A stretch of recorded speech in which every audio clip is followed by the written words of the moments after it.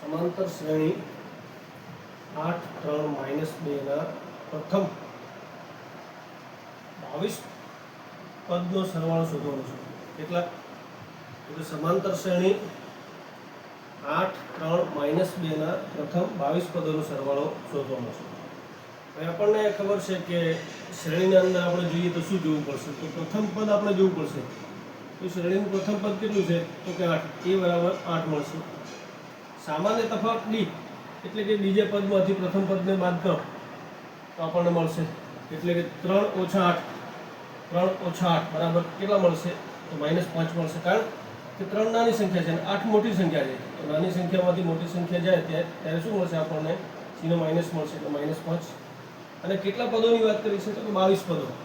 તો પ્રથમ 22 પદો એટલે n બરાબર આપણે કેટલા લઈશું? તો કે n બરાબર 22 લઈશું. હવે સરવાળાનું સૂત્ર, તો શ્રેણી શોધવા માટે સરવાળાનું સૂત્ર Sn બરાબર n/2 હાઉસમાં 2a plus n-1 into d.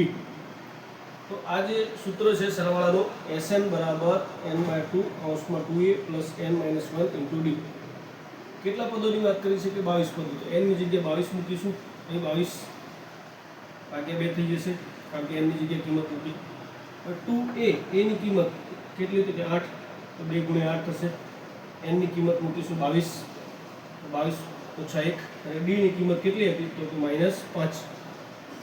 તો 22 / 2 કરીશું એટલે આપણને 11 મળશે. 2 × 8 એટલે 16 થશે. 22 - 1 એટલે 21 થશે.